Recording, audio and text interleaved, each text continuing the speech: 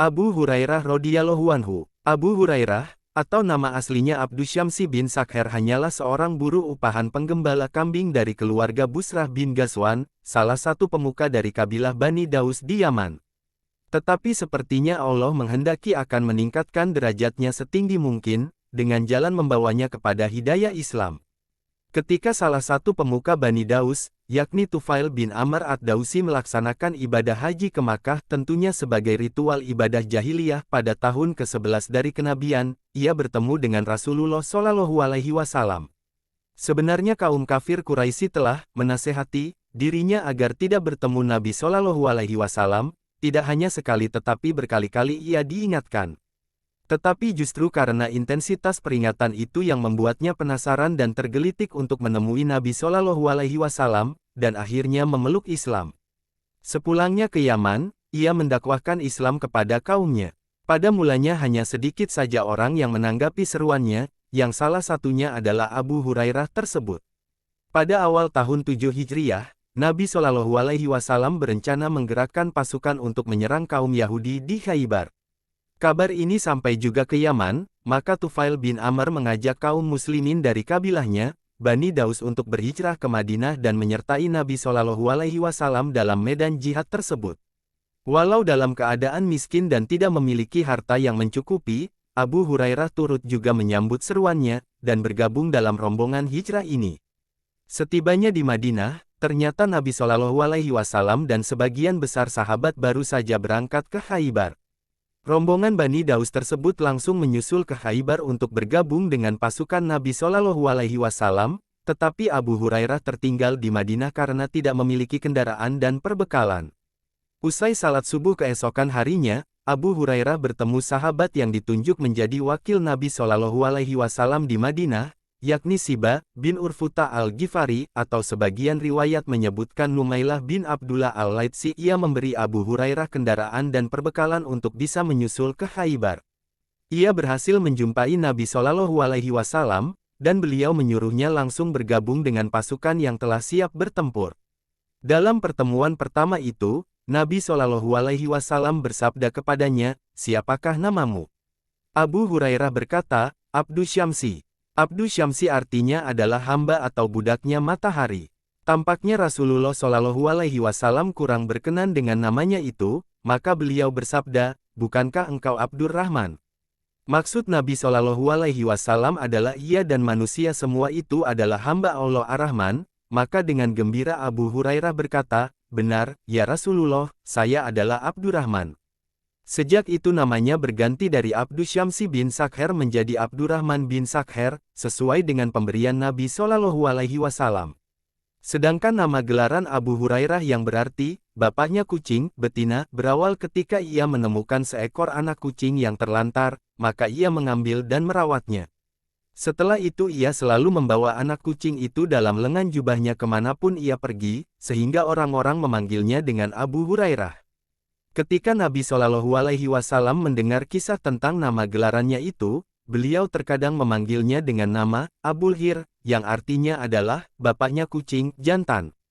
Sepulangnya dari Khaybar, sebagaimana sahabat pendatang muhajirin miskin lainnya, Nabi Shallallahu Alaihi Wasallam menempatkan Abu Hurairah di serambi masjid yang dikenal sebagai Ahlus Sufah, yang berarti menjadi tetangga Nabi Shallallahu Alaihi Wasallam. Mereka tidak makan kecuali apa yang diberikan Nabi Shallallahu Alaihi Wasallam, sehingga mereka sering mengalami hal-hal yang bersifat mukjizat dalam hal ini. Misalnya Nabi Shallallahu Alaihi Wasallam mendapat hadiah segantang susu, beliau akan menyuruh Abu Hurairah memanggil seluruh penghuni Ahlus Sufah yang berjumlah sekitar 70 orang, sebagian riwayat, 40 orang untuk menikmati susu tersebut, dan mencukupi. Kadang hanya sepanci masakan daging, atau setangkup kurma, atau sedikit makanan lainnya, tetapi mencukupi untuk mengenyangkan keluarga Nabi Shallallahu Alaihi Wasallam dan para penghuni Ahlus Sufah. Sebagai buruh gembala kambing, Abu Hurairah juga seorang yang buta huruf Umi. Tetapi kalau Allah Ta'ala memang telah berkehendak akan memberikan kemuliaan kepada seseorang, mudah sekali jalannya, walau mungkin ia memiliki banyak kekurangan, bahkan derajat yang rendah dalam pandangan manusia.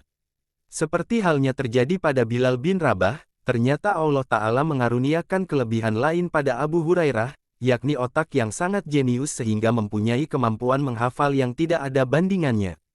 Dengan karunia Allah ini, akhirnya ia menjadi seseorang yang paling banyak meriwayatkan hadits Nabi Shallallahu Alaihi Wasallam. Kemampuan Abu Hurairah tersebut ternyata didukung dengan berkah yang diperolehnya dari Nabi Shallallahu Alaihi Wasallam. Suatu ketika Nabi Shallallahu Alaihi Wasallam pernah bersabda pada beberapa sahabat, "Siapa yang membentangkan surbannya di depanku hingga selesai pembicaraanku, kemudian meraihnya atau menangkupkan ke dirinya, maka ia takkan terlupa akan sesuatu apapun yang didengarnya dari diriku." Abu Hurairah bereaksi cepat mendahului para sahabat lainnya membentangkan surbannya di depan Nabi Shallallahu Alaihi Wasallam. Setelah beliau selesai berbicara, ia segera menangkupkan surbannya tersebut ke dirinya.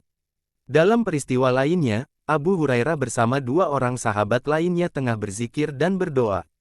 Tiba-tiba Nabi Shallallahu Alaihi Wasallam datang sehingga mereka menghentikan aktivitasnya untuk menghormati, tetapi beliau bersabda, "Lanjutkanlah doa kalian." Maka salah seorang sahabat melanjutkan berdoa, dan setelah ia selesai berdoa, Nabi Shallallahu Alaihi Wasallam mengaminkannya. Sahabat satunya ganti berdoa, dan setelah selesai Nabi Shallallahu Alaihi Wasallam mengaminkan doanya. Giliran Abu Hurairah, ia berdoa, "Wahai Allah, aku memohon kepadamu, apa yang dimohonkan oleh dua sahabatku ini, dan aku juga bermohon kepadamu karuniakanlah kepadaku ilmu yang tidak akan dapat aku lupakan." Nabi Shallallahu Alaihi Wasallam tersenyum mendengar doa Abu Hurairah itu dan mengaminkannya pula. Setelah kejadian itu, ia tidak pernah terlupa apapun yang pernah disabdakan oleh Nabi Shallallahu Alaihi Wasallam. Ia pernah berkata tentang kemampuannya itu, "Walau bukan bermaksud menyombongkan dirinya, tidak ada sahabat Nabi Shallallahu Alaihi Wasallam yang lebih hafal daripada aku akan hadis-hadis beliau, kecuali Abdullah bin Amr bin Ash, karena ia mendengar dan menuliskannya, sedangkan aku mendengar dan menghafalkannya." Sebenarnya lah cukup banyak sahabat yang mempertanyakan bagaimana mungkin ia tahu begitu banyak hadis-hadis Nabi Shallallahu Alaihi Wasallam padahal ia tidak termasuk sahabat yang memeluk Islam dan bergaul langsung dengan beliau sejak awal. Tetapi sebenarnya mudah dipahami dengan melihat kondisi yang ada. Walaupun hanya sekitar 4 tahun hidup bersama Nabi Shallallahu Alaihi Wasallam, tetapi ia hampir selalu bersama-sama beliau, kecuali ketika beliau sedang bersama istri-istri beliau. Ia tidak memiliki perniagaan untuk dijalankannya sebagaimana kebanyakan kaum muhajirin. Ia juga tidak memiliki tanah pertanian dan perkebunan yang menyibukkannya seperti kebanyakan kaum Ansar. Di waktu-waktu senggangnya, kadang Nabi Shallallahu Alaihi Wasallam menceritakan berbagai hal dan peristiwa sebelum keislamannya, atau terkadang Abu Hurairah yang menanyakannya kepada beliau. Jadi, pantaslah ia lebih banyak mengetahuinya daripada kebanyakan sahabat lainnya. Pada masa Khalifah Muawiyah, sang Khalifah pernah mengetes kemampuan hafalannya, walau tanpa sepengetahuannya. Abu Hurairah dipanggil menghadap Muawiyah, kemudian diperintahkan menyebutkan semua hadits yang ia dengar dari Nabi Shallallahu Alaihi Wasallam. Diam-diam Muawiyah menyiapkan beberapa penulis di tempat tersembunyi untuk mencatat semua hadits yang disampaikan Abu Hurairah itu secara berurutan. Setahun kemudian, Abu Hurairah dihadapkan kembali kepada Muawiyah dan disuruh menyebutkan hadis-hadis tersebut, dan diam-diam juga, Muawiyah memerintahkan para pencatat itu untuk mengecek kebenarannya. Setelah Abu Hurairah berlalu, para penulis hadis tersebut mengatakan pada Muawiyah bahwa yang disampaikannya tersebut 100% persis sama dengan setahun sebelumnya, termasuk urut-urutannya, bahkan tidak ada satu huruf pun yang terlewat atau berbeda. Muawiyah hanya geleng-geleng kepala seolah tidak percaya, tetapi ini memang nyata. Lebih dari 1.600 hadits yang diriwayatkan dari jalan sahabat Abu Hurairah. Tidak akan mencukupi jika semua kisah yang menyangkut dirinya dalam riwayat-riwayat tersebut dijabarkan dalam halaman ini. Sepeninggal Nabi Shallallahu Alaihi Wasallam, Abu Hurairah selalu mengisi sisa waktu hidupnya dengan ibadah dan berjihad di jalan Allah. Ia mempunyai kantung yang berisi biji-biji kurma untuk menghitung zikirnya. Ia mengeluarkannya satu persatu dari kantung, setelah habis ia memasukkannya lagi satu persatu. Secara istiqomah, ia mengisi malam hari di rumahnya dengan beribadah secara bergantian dengan istri dan anaknya, atau pelayannya pada riwayat lainnya, masing-masing sepertiga malam. Kadang ia pada sepertiga malam pertama, atau sepertiga pertengahan dan terkadang pada sepertiga malam akhirnya yang merupakan saat mustajabah. Sehingga malam hari di keluarganya selalu terisi penuh dengan ibadah. Pada masa Khalifah Umar, ia sempat diangkat menjadi amir di Bahrain. Seperti kebanyakan sahabat pilihan Nabi Shallallahu Alaihi Wasallam lainnya, ia menggunakan gaji atau tunjangan yang diterima dari jabatannya untuk menyantuni dan membantu orang yang membutuhkan. Untuk menunjang kehidupannya, ia mempunyai kuda yang diternakkannya, dan ternyata berkembang sangat cepat sehingga ia menjadi lumayan kaya dibanding umumnya sahabat lainnya, apalagi banyak juga orang-orang yang belajar hadits dari dirinya, dan seringkali mereka memberikan hadiah sebagai bentuk terima kasih dan penghargaan kepadanya. Ketika Umar mengetahui Abu Hurairah memiliki kekayaan yang melebihi penghasilannya, ia memanggilnya menghadap ke Madinah untuk mempertanggungjawabkan hartanya tersebut. Begitu tiba di Madinah dan menghadap, Umar langsung menyemprotnya dengan pedas, "Hai musuh Allah dan musuh kitabnya, apa engkau telah mencuri harta Allah?" Abu Hurairah yang sangat mengenal watak dan karakter Umar, dan juga mengetahui sabda Nabi Shallallahu Alaihi Wasallam bahwa Umar adalah kunci gemboknya fitnah, dengan tenang berkata, "Aku bukan musuh Allah Ta'ala, dan juga bukan musuh kitabnya, tetapi aku hanyalah orang yang memusuhi orang yang menjadi musuh keduanya, dan aku bukan orang yang mencuri harta Allah." "Dari mana kau peroleh harta kekayaanmu tersebut?" Abu Hurairah menjelaskan asal-muasal hartanya, yang tentu saja dari jalan halal. Tetapi Umar berkata lagi, "Kembalikan harta itu ke Baitul Mal." Abu Hurairah adalah didikan Nabi Shallallahu Alaihi Wasallam yang bersikap zuhud dan tidak cinta duniawiyah. Walau bisa saja ia berargumentasi untuk mempertahankan harta miliknya, tetapi ia tidak melakukannya.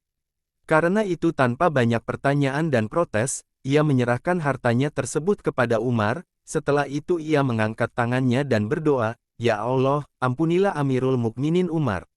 Beberapa waktu kemudian, Umar ingin mengangkatnya menjadi amir di suatu daerah lain. Dengan meminta maaf, Abu Hurairah menolak penawaran tersebut.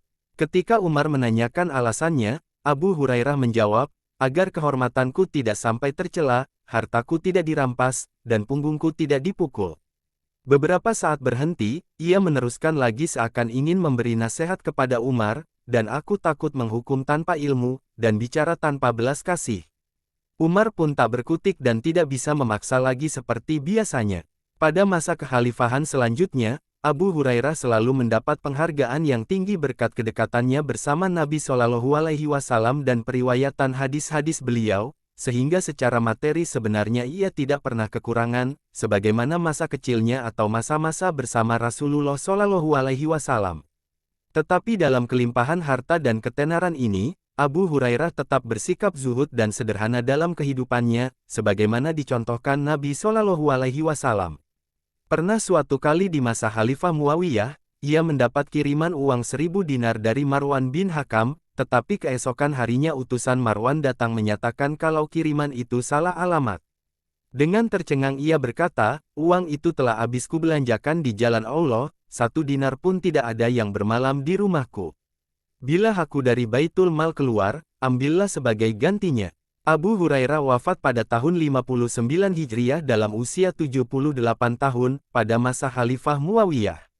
Ia memang pernah berdoa, "Ya Allah, saya berlindung kepadamu dari tahun 60-an, dan dari masa kepemimpinan anak-anak." Pada tahun 60-an Hijriah itu memang masa kekhalifahan Yazid bin Muawiyah, yang bersikap seperti anak-anak, yakni semaunya sendiri. Dan terjadi berbagai peristiwa yang bisa dikatakan sebagai masa kelam dalam sejarah Islam, seperti peristiwa Karbala, peristiwa Al-Harah, dan penyerbuan Masjidil Haram. Ketika ia sakit menjelang kewafatannya, tampak ia amat sedih dan menangis, sehingga orang-orang menanyakan sebab kesedihannya tersebut. Abu Hurairah berkata, "Aku menangis bukan karena sedih akan berpisah dengan dunia ini. Aku menangis karena perjalananku masih jauh, perbekalanku sedikit, dan aku berada di persimpangan jalan menuju ke neraka atau surga, dan aku tidak tahu di jalan mana aku berada." Ketika banyak sahabat yang menjenguknya dan mendoakan kesembuhan baginya, segera saja Abu Hurairah berkata, "Ya Allah, sesungguhnya aku telah rindu bertemu denganmu, semoga demikian juga dengan engkau." Tidak lama kemudian nyawanya terbang kembali ke hadirat ilahi, dan jasadnya dimakamkan di Baqi, di antara sahabat-sahabat Rasulullah Shallallahu Alaihi Wasallam lain yang telah mendahuluinya.